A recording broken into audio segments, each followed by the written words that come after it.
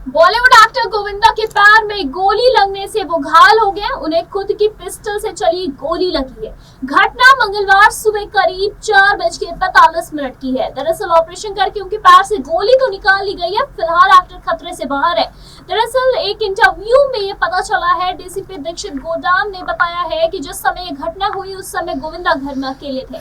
उनके पास एक लाइसेंसी रिवॉल्वर है। उस रिवॉल्वर से गलती से गोली फायर हुई जो कि उनके पैर पर लग गई। इस मामले से जुड़ी कोई शिकायत दर्ज नहीं करवाई गई है। मामले में कुछ भी संदिग्ध नहीं है। बताते चले कि करीबी सूत्रों के अनुसार 60 साल के एक्टर गोविंदा को अपनी रिवॉल्वर साफ करते हुए मिस फायरिंग से एक गोली लगी। मुंबई पुलिस ने मौके पर पहुंचकर उनकी रिवॉल्वर जब्त कर ली है। फिलहाल पुलिस के वरिष्ठ अधिकारी परमजीत सिंह दहिया ने बताया है कि जिस बंदूक से गोली लगी है वो लाइसेंसी है। दरअसल बताते चले कि इसी के साथ मुंबई के क्रिटिकेयर हॉस्पिटल में इस टाइम गोविंदा भर्ती है। यहाँ तक कि उनकी बीवी सुनीता आहूजा उनसे मिलने पहुंची है। गोली लगने से उनके पैर से काफी खून बहा जिससे उनकी हालत काफी गंभीर हो गई। फिलहाल उन्हें इलाज के लिए अंधेरी के क्रिटिकेयर हॉस्पिटल में भर्ती किया गया है।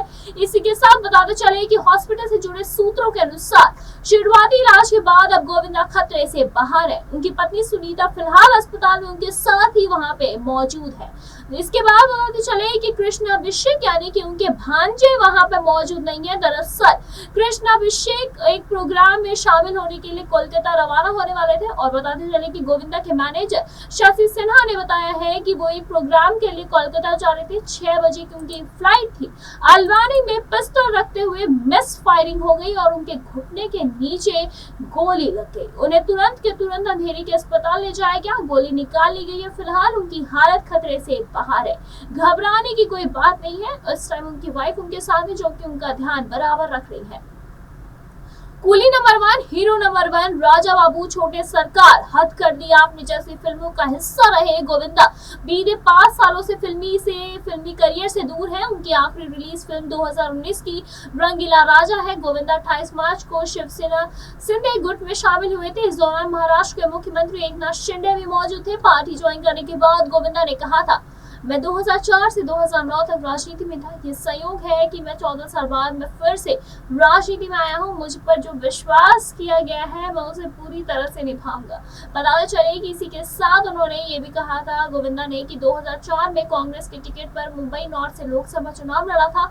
उन्होंने भाजपा के राम नायक को 48,271 वोटों से हराया था और एक्टर 2004 से 2009 तक सांसद में रहे थे। बताते चले कि बॉलीवुड एक्टर गोविंदा और उनके भांजे कृष्ण अभिषेक के रिश्तों में आए कड़वाहट खत्म होने का तो नाम ही नहीं ले रही है। दरअसल हाल ही में गोविंदा की पत्नी सुनीता आहूजा ने एक इंटरव्यू में ये भी कहा था कि वो कृष्ण का चेहरा कभी नहीं देखना चाहती हैं।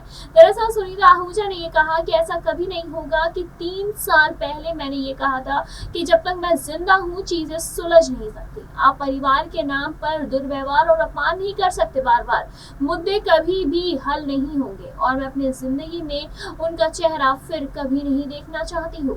बताते चले इसी के साथ सुनीता आहूजा ने यह भी कहा है कि कृष्ण अभिषेक और गोविंदा के बीच झगड़े की शुरुआत साल 2016 में तब हुई जब एक्टर जग्गा जासूस फिल्म के जरिए बड़े पर्दे पर वापसी कर रहे थे। फिल्म के प्रमोशन के दौरान ही गोविंदा अपनी पत्नी सुनीता आहूजा और बेटी टीना के साथ कॉमेडी नाइट्स लाइव की जगह प्रतिद्वंदी show the Kapil Sharma show में नजर आ गए थे।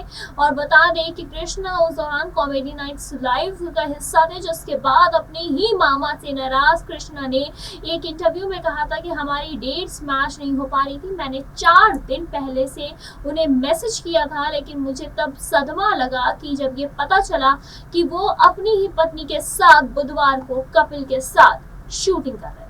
मैं हैरान था क्योंकि मुझे उम्मीद थी कि वो अपने भांजे का समर्थन करेंगे, लेकिन ऐसा हुआ नहीं। उसके बाद इन दोनों के रिश्ते में कड़वाहट आना लाजमी सी बात थी।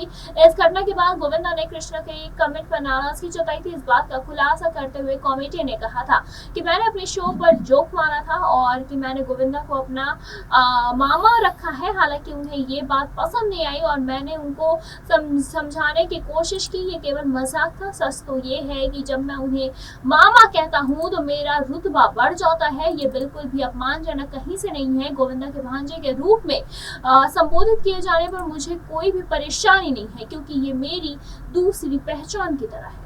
इसी के साथ इन दोनों के रिश्ते में जो कड़वाहट थी है वो अभी भी लाजमी है। फिलहाल क्या कुछ कहना है आपको इस पे, आप हमें कमेंट करके जरूर बताएं। ऐसे तमाम लेडीज खबरों को जानने के लिए जुड़े रहिए हमारे साथ और देखते रहे नेक्स्ट ऑन लाइव।